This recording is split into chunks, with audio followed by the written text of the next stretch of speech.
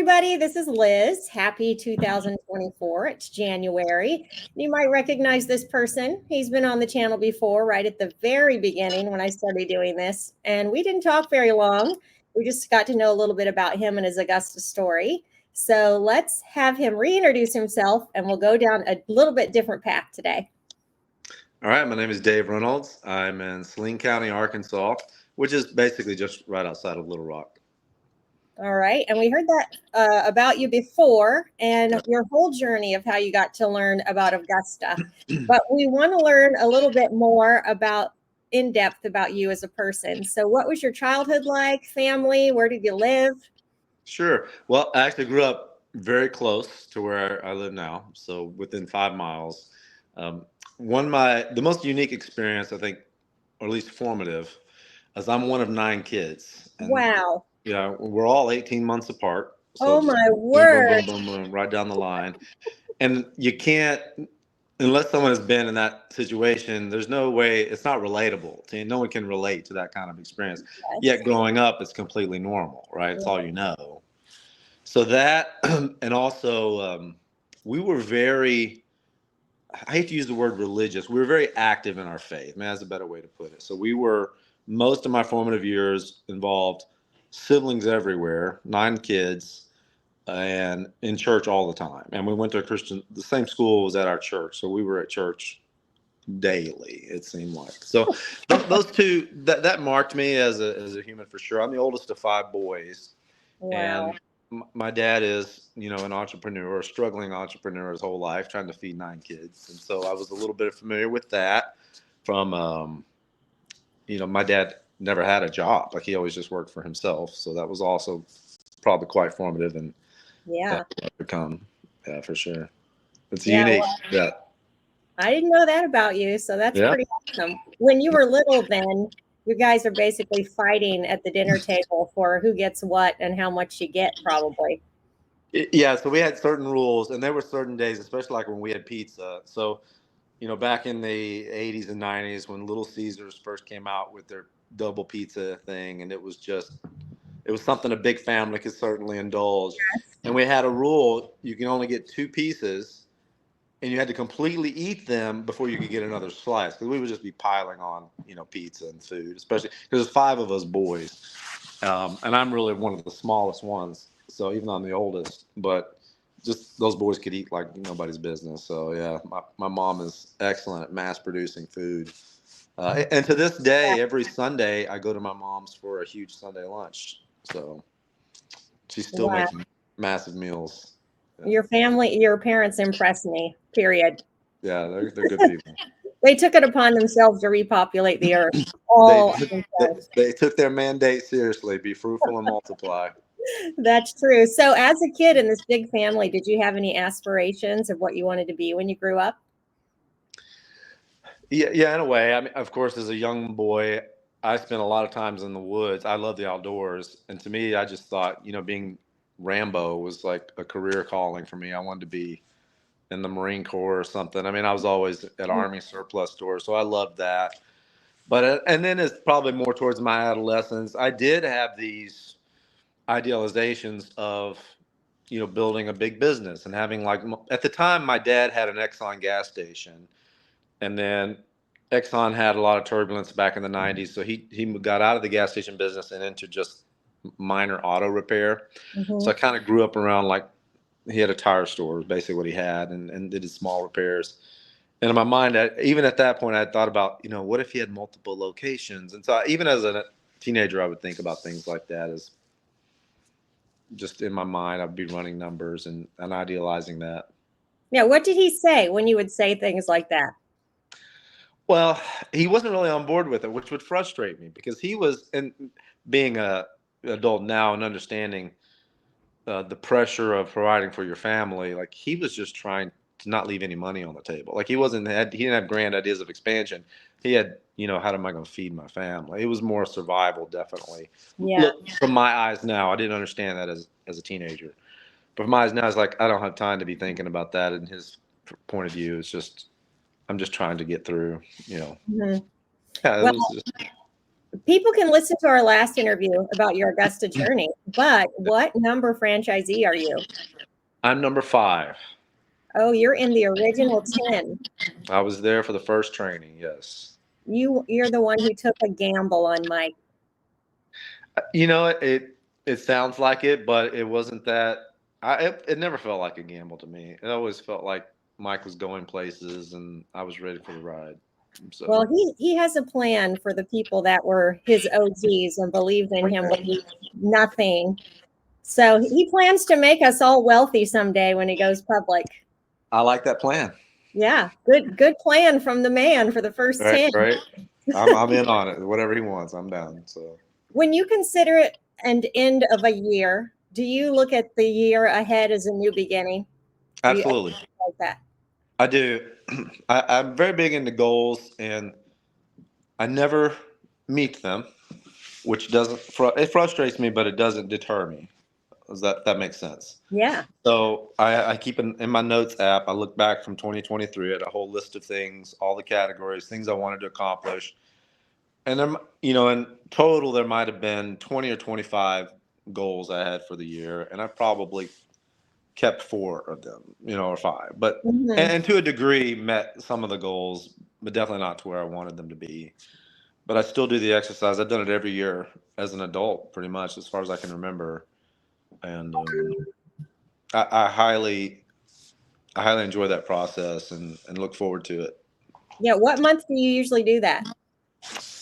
I definitely use January 1st as the mark, but I'll be thinking about it, usually, especially around Christmas time. And, I'll talk about out loud. And I already have in my mind some things that I'm dissatisfied with or things that I continue want to see to improve. So it's always kind of on my mind, but I like to use January as like, all right, kickstart, we're going to do it.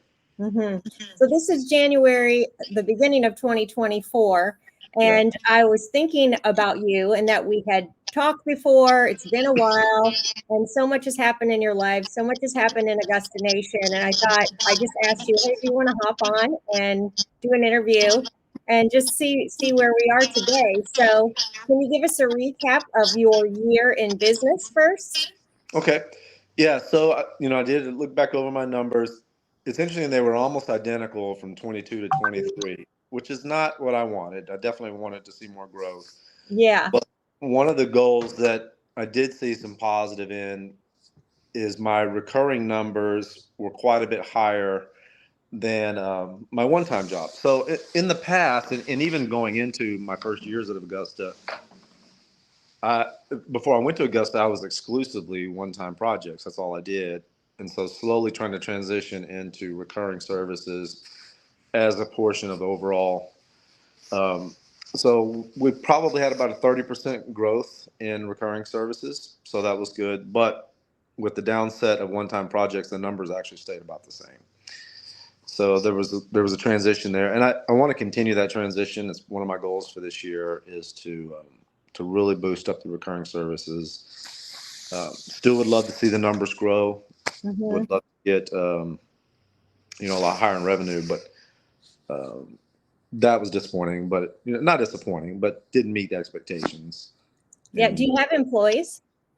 we do, yeah. So, and of course, like everybody, it ranges. We run usually. I'll have 2 to 3 guys mowing full time and 2 to 3 guys helping me with projects.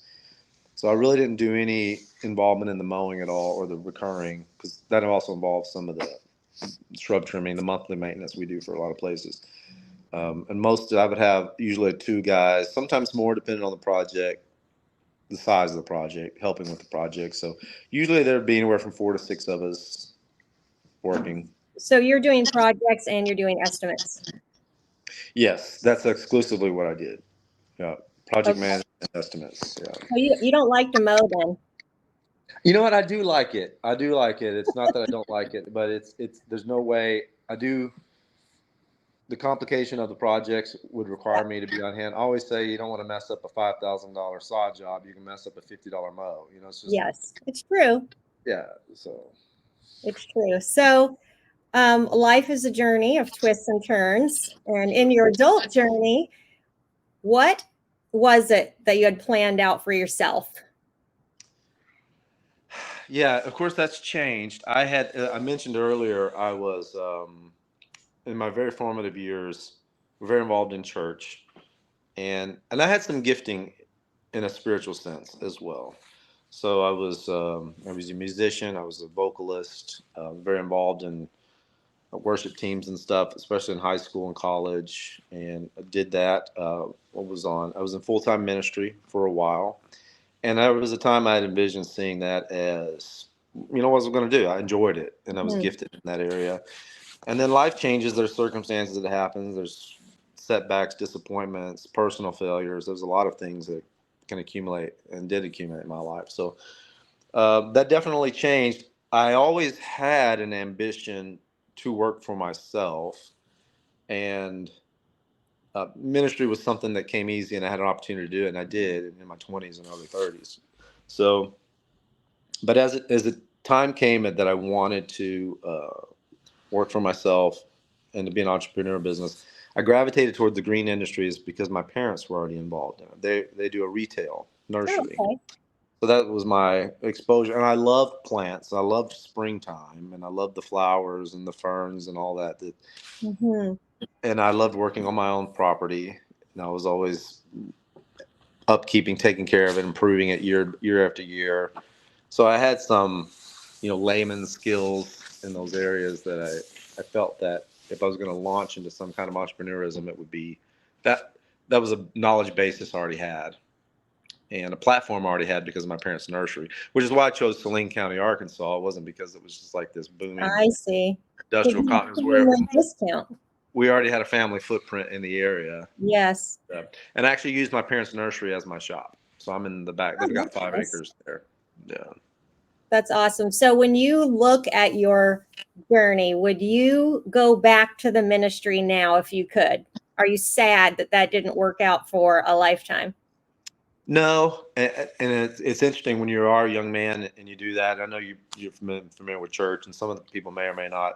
There is a lot of pressure in that's what you have to do the rest of your life, Hmm. and that's just not. It's the season. Everything has a Yes. season, and so I was very happy with the way God used me in the past, and it's not what He has planned for me right now. So I don't have, and it may.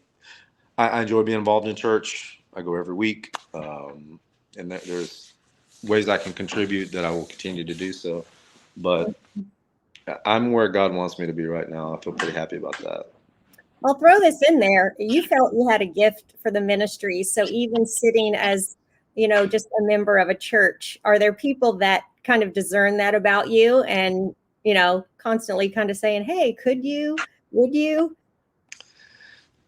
I'm a little subtle about it, so no, I don't. I don't think I'm just not out there with like, "Hey, look what I can do," Yeah. So I'm sure there'll come a time where that'll be appropriate.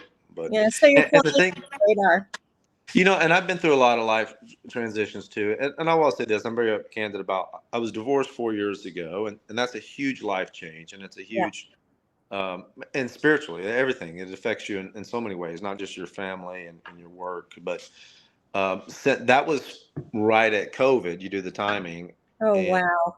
so even in the last 4 years with church involvement, to me, it's been very much of a spectator's not the right word, but not as much participatory. It's Yeah. just been just going to church and enjoying, that part of being ministered to. Yeah. That's nice. That's great. So what personal goals last year did you achieve? Yeah, so it's interesting. We are all, most of your listeners are very entrepreneurial and very business minded, and I like to consider myself that too. Although not in a league nearly with a lot of people that are in Augusta. There's just a lot of high performers. Um, One of the things that I do value more than business, not as much as I value spirituality, because spirituality is very much a part of me, and I do set goals in that area. But I'm very much into health and wellness. I spend a lot of time and energy and money and effort to optimize my life Hmm. that way.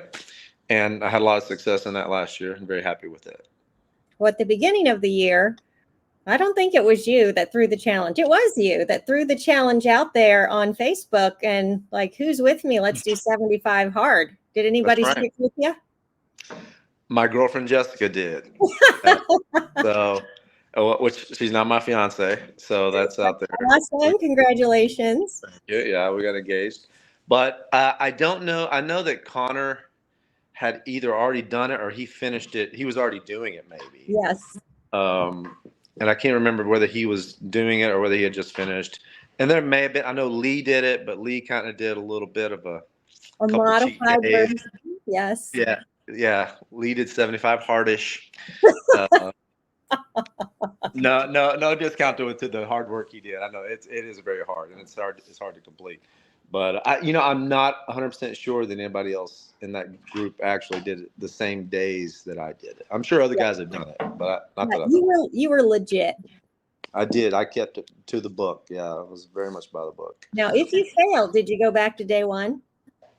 So I did not fail during that period. Got all 75 days straight. In 2022, I had tried it 3 different times and had failed. So it was my fourth attempt that, was able to complete it. And it helped definitely having other colleagues knowing that I'm doing Totally. it. Yeah. And having, your significant other do it. I think that was a huge catalyst to do it because Yes. Jessica and I were doing it together. We were keeping each other accountable in a way. So I'm sure that was a huge part of it. Definitely. The hardest thing for me is the 2 workouts a day. It was, and usually one workout would be usually just like a walk or a ruck or something like that. It didn't have to be a strenuous, 130 beat heart rate the whole time. It could be, we definitely had those, but Yeah, I would have counted sleepwalking as that one. yeah, you probably could. So how did you break down all the goals you had to make them manageable monthly? Because the big, audacious, hairy goal is too overwhelming. Okay, yeah. So like I have spiritual goals that I want to be. How do you quantify becoming a better Right. child of God or Christian or however you want to say it? And I would do things like I had a plan to read through the New Testament, and I didn't quite get through it, but I think I read my Bible most days. I think that's a good. I went to church most Sundays. I wanted to do better about tithing. That was another thing I didn't quite succeed in, but I gave more last year than I did the year before. So there's things like that to where I could quantify just from my own personal spiritual Yeah. discipline. The health wise, that's probably where I had the most success. I'm an Mhm. avid runner. I ran 1,100 miles last year. Ran Wow. every day. I didn't miss a single day of running. Wow. So those were some disciplines that for me, it's not for Right. everybody. Right. I enjoyed it. And even though it was challenging to do that, I did 75 hard, which was another personal goal. So those were all day by day manageable goals. You just do every day what you're supposed to do. Right. And again, I had some success in areas and other areas I didn't. The business, I really, it definitely was third on the list of priorities. And it reflects that because, as I said, I had some expectations that weren't met Mhm. that I definitely want to improve on. But I had certain goals like daily bookkeeping reconciliation, always going through. I break down the 3 categories of, the sales, fulfillment, and admin. Mhm. And my goal was to spend, 30 minutes on each minimum, 30 minutes of focusing on sales, whether that's filling out estimates or, setting up estimates, fulfillment, doing the scheduling, the routing, and then admin, invoicing, whatever needed to be done. So I'd break it into those categories. And my goal was to do it daily. I did not do it daily. I can tell you that. To some degree, it was essential to do it. But those were definitely areas that I wanted to, and I want to, improve on. But those are daily tasks that would make me a better businessman if I can, do that. Yeah. So that sounds like a great way to break it down for business. At least you're putting in the reps anyway. Yes. I love it. I got to ask you, how's it been being in Copilot? Were you one of the terrified few? So I'm still clumsily through it. The frustrating part is I'm between Service Autopilot and Copilot. Oh man. Yeah, I'm doing the Copilot videos every day, and Jessica knows I'm on there watching the videos and I'm practicing, and I'm still a little clumsy for sure, Do but you take your own calls? I do take my own calls. Wow. Last year in April, I had all my calls forwarded, and that definitely helped during the month of April. I want to say there was something like 800 minutes of phone time or something. It was crazy.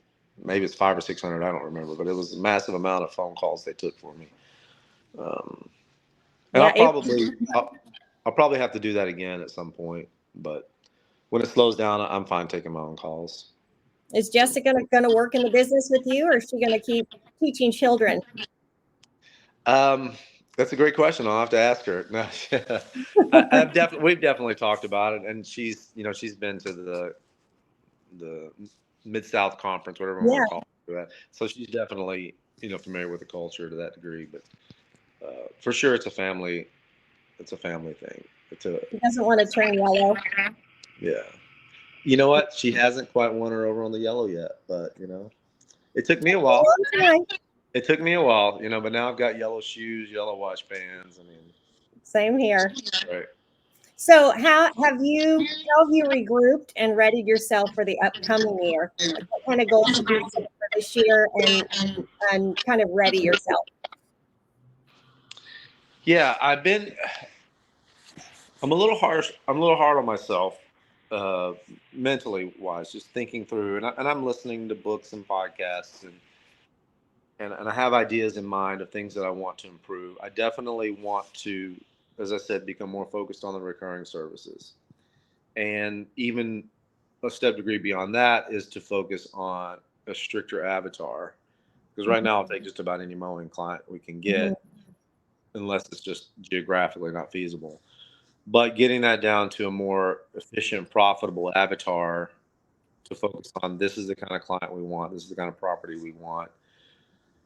Having the guys trained up to do work fast and efficiently. And we did have some success. We had some success with P4P. Had guys that were making good money. We were able to switch to solo routes. I was able to get another truck, so we were able to run 2 solo routes and a part of a third solo route to a degree, which which the guys really liked that. They were making a lot more money, and we were a lot more efficient. But I want to switch to more recurring. I raised my prices last year on all my landscaping. I'm going to raise them again significantly, even more than I did last year, which in itself will naturally call out a lot of those projects that Yeah, I'm looking at my schedule. But they'll be more profitable projects. So the ones I do take will be worth it. But I do want to spend a lot more time focusing on building tighter, more efficient routes, better properties. Would love to get another crew going, mowing. So yeah. How do you categorize your goals? So do you do like personal, spiritual, work, physical, eating, that type thing? Is that what you do? And then you just write something for each one? okay, I do. I have a spiritual one. I'll list 2 or 3 things under that. I have physical goals, that I have for my own physical health and wellness. I'll have personal finance goals, which are pretty simple. Like I Mhm. want to either pay this off, or I'm going to do my daily budget. So I'm going to work on that every day. And then I'll have business goals where that'll be more numbers related. How many recurring clients I want to have, what kind of revenue goals I want to have. Um, so pretty simple that way. I'll set some personal goals, like I want to read 12 books, and so trying to read a little bit at night, that sort of thing. Or I want to drink a gallon of water a day, which is, I kind of get that from 75 Hard. But those are personal goals that are just Mhm. like good daily habits. So I usually break it down just about 4 or 5 simple categories. Okay. And then what kind of podcasts, books, what do you do to help yourself in your personal growth? So a pretty eclectic mix. I listen to a lot of Andrew Huberman and Gary Brecka. Those are a couple of guys I really like to listen to. I've even gotten a little bit of some of the carnivore podcasting, which I haven't gone full carnivore, but I've been low carb for a long time. And definitely carbs are a luxury. There's something Yes. a vice that I enjoy, but it's not a way of life, I guess, if I could put it that way. But so I'll listen to those. I like listening to, it's political year, so I listen to Patrick Bet David and some people like Mhm. that are just more like what's going on in the politics of the world. I like Joe Rogan. I like Russell Brand.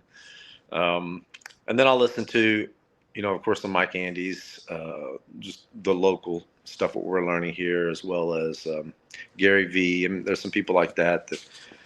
And then I throw in some cryptocurrency stuff. I'm kind of a crypto nerd, so I listen to Altcoin Daily and some things like that. But I have a pretty wide mix. I mean, you look at my playlists or my subscriptions, and it's all over the place. Yeah. So how does that help you? Like, do you feel like you got to get a little bit of everything? Do you listen to the news also, or do you wake up in the morning, you push play on something? So when I'm driving, I almost listen to no music anymore. So when I'm driving and working, unless I'm conversing or on the phone, I have my YouTube playlist. I have the premium, so I can have my phone off. But whatever's on my For You page is pretty good. That's pretty much, I'll scroll down 2 or 3 and there's something I want to listen to. And I'll get, like I said, it could be health and wellness. It could be business. It could be politics. It could be cryptocurrency. It could be, all over the place. And, but yeah, my For You page feeds me a lot. That's great. Yeah. So you have this relationship that you've had for about a year. Has it been a year with Jessica? Yeah. So we started dating the end of 2022 and we dated most of last year. We did have a couple of months off that were a mutual breakup. I don't know how you call it, but it turned out to be a good thing because we both rebounded back. Like we're much happier each other together. And that's really what led to getting engaged. We'd been talking about getting married, of course, last year when we were dating, because, that's where we both intended to go. But, I had never proposed. We'd never set a firm date. But this past Christmas break was when I popped the question. And of course, it was coming. But it was great. It was fun. That's so exciting. So, But we dated about a year before. Okay. I got to meet her. I was really happy to meet her. She's a very beautiful person in every way. Yes. And I know she likes coffee because we couldn't find any coffee on the day we met. I remember that. That's right. You guys went hunting for coffee. Yeah. It was painful. She makes an amazing espresso. I'll say that too. She's got a lot. Yeah, to get her to do it, it's an ordeal. But usually, if I'm going to make pancakes, I'm like, hey, make an espresso, and it's good stuff. That's awesome. Well, you'll have to bring her here for our next conference, and she can experience it from the homeland. We will do that. Yes. Yes, that sounds good. That's actually one thing I'll point out about you. You're not out there in front, but you're very faithful. So at all the events, you showed up in Memphis, you came to Louisville, and I think you've come to all of them up here except one, right? Yeah, we missed the one, and then I can't remember the reason why. I think it had something to do with the schedule. I couldn't come to the first one after COVID. Because COVID, we met in Augusta, Georgia with all group. Yeah, so we went to that one with Kevin and Nick. And but yeah, I only missed the one that I think it was 21 I missed. Yeah, and you're yeah, well, it's much appreciated. Just your presence is so appreciated, but you're not really vocal. You're kind of there just absorbing things, but having you there is pretty awesome and an inspiration to others. How do you feel those events benefit you? The content's great, and I always take away something, with the content, with intentionality.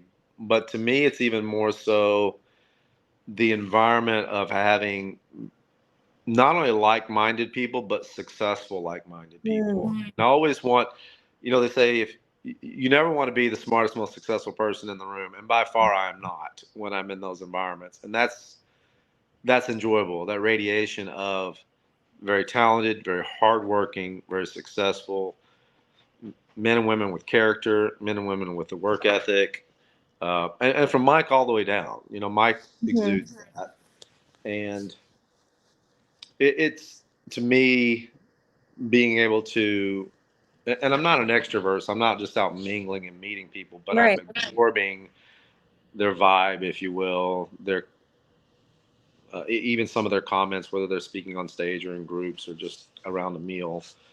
But the opportunity to meet high quality men and women that have very similar, if not identical, goals to me it's priceless. It's a great thing. It is. That was one of the questions I actually had for you. Do you think it's important to surround yourself with people that are better than yourself and people that push you and inspire you? It is, and it's hard to find. Yes. It is very hard, and I don't have anyone consistently like that in my life. I've been in other men's groups in the past, and like my issue is I have different priorities. We've discussed that involves around physical health and wellness, entrepreneurship, spirituality, and family. So if I Hmm. was going to prioritize and find people that are successful in all those areas, like you can go to church and you can find very godly people, but maybe they don't have the best health lifestyle, and to Hmm. them they're completely oblivious to that. Or you can go to CrossFit, you can find people that are very much into health and wellness, but maybe they are not into business, or they're definitely not spiritually minded. And so to find a group of people that and not that everybody in Augusta has all the same priorities that I Right. do, for sure, but a lot of them do. Hmm. And when you're in those, even if it's twice a year, to be able to be around those kind of people in person it would be envious to have access to that more consistently. I would like that. Yeah. Yeah. Yeah. Are Very. you a part of any WhatsApp groups with people in Augusta Nation? Is there anybody close to you? No, I had been, I kept in contact with Kevin and Nick over the years because of our geographical closeness. And so even every once in a while I'll text Kevin, and it's usually like in a personal nature, or Hmm. Nick was my go-to for service autopilot because he just knew all the ins and outs of The that. genius. He's the best Yeah, genius. pretty much. Yeah. He knows all the shortcuts, and not that it matters now. Maybe he'll become a co-pilot genius. I don't Yay. know. But and it's from I could definitely do a better job and exploit those valuable relationships. I had not, um, but I think that's a good. And I've enjoyed some of the guys I've gotten to know through 75 Hard and through the Memphis group. I've had much easier time reconnecting with them whenever we've met Mhm. up and stuff. So No, that's really interesting what you said. It's hard to find people that are in all of those areas, the kind of people you would want to hang out with.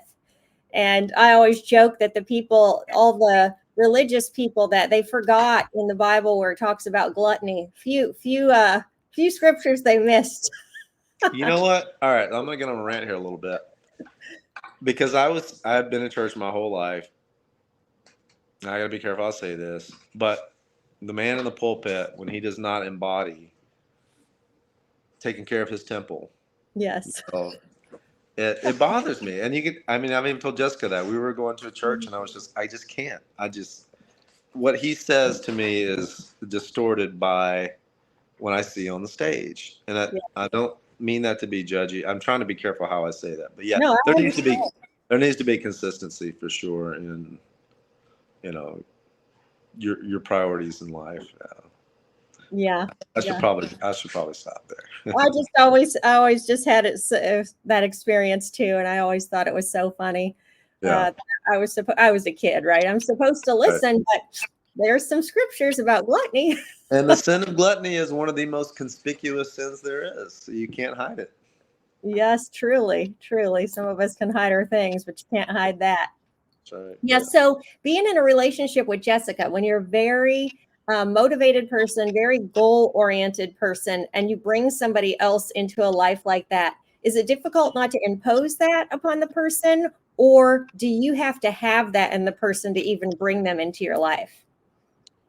But I think it has to be both. And because I had been technically single for 4 years, so I've dated other people. And certainly there's a part of me that can become obnoxious about those sort of things. And so either the person that you're dating is attracted to that or is annoyed by that. So Yes. there's a self elimination anyway. And so, Yes. like when Jessica and I first started dating, I was training for a marathon when we first started dating. And I would have to go say, look, I know it's raining, but I've got to go run 18 miles in the rain. And instead of her being like, who's this psycho I'm dating? She was Right. like, that's really kind of hot. She liked that. Like it Yeah. demonstrates something to her that she found attractive. Um, so when as a matter of fact, of course, I went to the marathon in Washington State last year, and I came back, and she started doing a daily run with me. She was running every day with me, and I didn't even ask her to. I mean, she just was like, "I'm going to run every day," and so I was like, "Heck yeah, we are. Let's do this." And when she did 75 hard with me, and it was interesting when I'd gotten through that with her, I didn't at that time, other than I think conversation I had with Connor, I didn't personally know anyone that had done that. Mm, I knew online testimonials and right. hashtag 75 hard, but no one I knew in my real life. I knew other people that had tried and like me had not completed it. But when she did that, I pretty much knew then that we were going to get married someday. Like that was kind of a match there. You So didn't have to force her. did not no. She allowed me to lead her in that, which I thought was very compatible with that. She Hmm. was following the lead in those areas, but yeah, you have to be unique to want to hang around with me, I guess. Or as crazy as you. As crazy as me, yeah. Yeah, that's the way Mike and I are too. We're not the easiest people to be around. We can be annoying. We got to really back off when we're with our family. All right. We're a little intense. So, would Right. you like to share a quote, a book, some encouragement to the people that are listening, not only in Augusta Nation, but other people that are looking to goals for this year? Some people set no goals at all, Yeah. but those who are trying to and trying to set them up for success. I would focus. So, if I was going to say to anything to the other guys in Augusta Nation, or the women too, the wives, or I know there's women owners too, um, prioritize your health and your diet. It will pay off dividends. And it's like, I feel, even at my age, I'll be 49 this year, and I feel happier, healthier, great energy. I sleep 7 hours a night. I have so many things in my life that I'm happy about, the way I feel, the way I look, the way my attitude is. And so much of that we discount is based on what you're putting into yourself. Yeah. What are you feeding yourself, literally, Yeah. and consuming? And as much as we don't have a lot of free time, make time to exercise.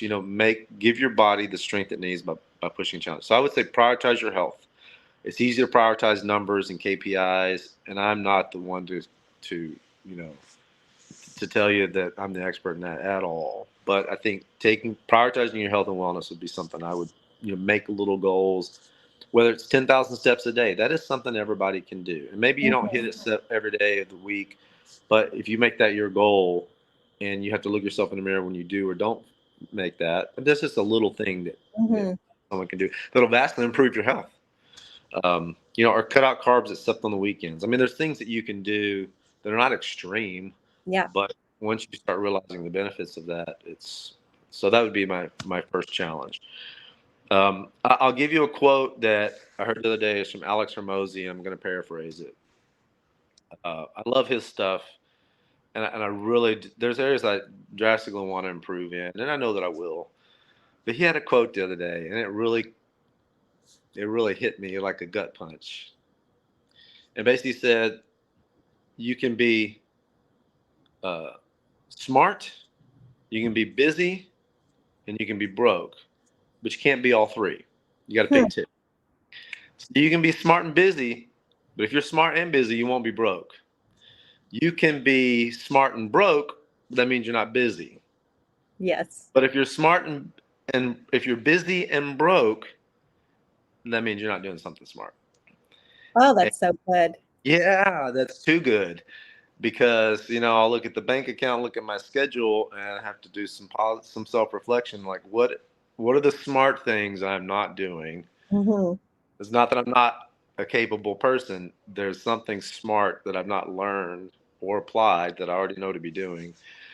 And man, it really kind of took the wind out of me in a positive way, because I was like, he's absolutely right. If I am busy and broke, I'm not smart, and Hmm. that's something I've got to learn and change. So that's my quote that I'm trying to live by this year. I love it. One thing people don't know about you is that you like to hike.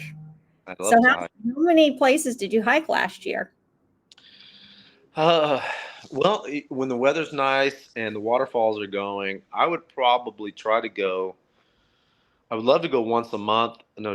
I went a few times by myself. I took Jess on a big hike. I went to Colorado. I wound up going by myself to Colorado and did 5 14ers, which are 14,000 foot Oh, summits.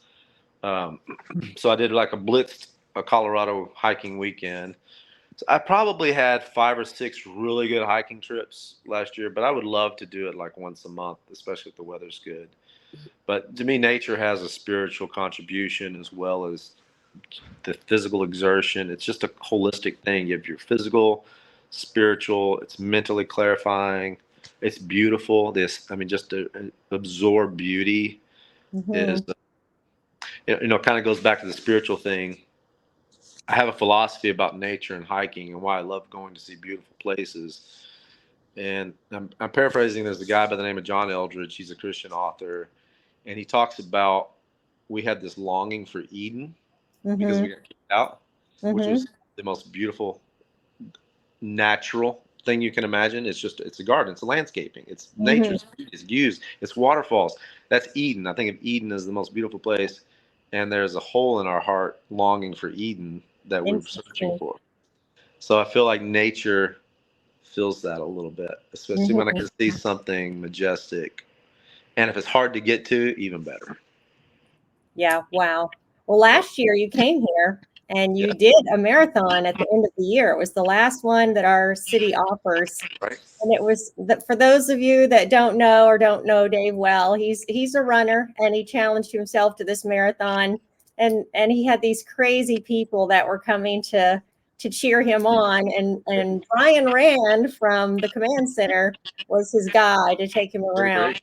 And it was so exciting to have you here and for us Right. to here on the trail and running around and trying to find where you were going to be. Yep. Brian was my Sherpa. He was there. He was holding my stuff, cheering me on. Mike ran the last 10K with me, so Mike joined me for 6 miles, and could not slow down when the CEO is running with you. No No pressure. walking off those last miles. Well, he was Yeah, cheating. He came at the last few miles. that's okay because he paced me in, but I definitely had to hold up my dignity and act like I wasn't tired. That's awesome. So Right. many good memories. And then you have a precious little friend that came into Augusta Nation as a baby. And what's his name? So you mean Max? But yeah, come here, Max. Come here. So I had an Australian Shepherd before, and he's a great dog, but I missed having. And so when it came time to get a dog, I even think I had a conversation with you about, hey, I Huh? think about getting a golden retriever because, of course, that's our mascot. And I got him, and I was like, "What do you think I should name him?" And you said, "Well, you have to name him Max. You can't not name him Max." Well, yeah, that makes sense. So yeah, he arrived. He's been with me. I guess I got him in 2020, so I got him about a year after I was with Augusta, but he was already all over the trucks and trailers. So And he wore little shirts and coats and everything with Augusta on it. he did when he could fit them, but right. Not anymore. What do you think, buddy? You a good boy? Yeah, Well, he'll join me. He ride in the truck sometimes and bring that's him on pretty. time. His Yeah. picture's on the outside, and he thinks that's him. What does he think of the picture? I don't know that he ever even noticed. No, He doesn't I'll notice. say this, Matt, for all he's a handsome fella. He's not the smartest. It's So, not the smartest tool in the not shed. the smartest dog I've ever had, but he's a handsome fella. So Oh, that's yeah, all, that's all that matters. that's all that matters. Yeah, so we won't keep you. Thank you so much for your time. I was so happy to hear about like a recap from last year, and you have a lot of great things coming ahead this year. And then we'll have to meet up at the end of the year, which we probably will because we're looking to have the conference probably around the first All week right. of December. That's all that. Are you going to try to make it to Memphis? Or what's Yes, the I'm going to try. Did he set the okay. dates already? I haven't heard. No, I was just talking about that with Jessica, but usually it's June or July. So I'm sure Kevin. I know Kevin's got a lot going on, and I hope he's able to do it, or maybe he'll get someone to help him if he can't. But yeah, it's a great event to put together. Yeah, I want to come and support. So I hope you get to see you guys. When you getting married? Well, we are actually we're pretty much nailed it down to May 18th. So kind of right in the spring rush, but hopefully right on the more, everything's a little more running on its own by that point, and we can Yeah, take it. It's just going to be a small gathering, some family, and but yeah, we're sweet. looking at middle of May. That's great. All right. Well, I'll let you go. You have an amazing day and have a great year. Thank you, Liz. You too. Appreciate all you guys do. You're welcome. Bye bye.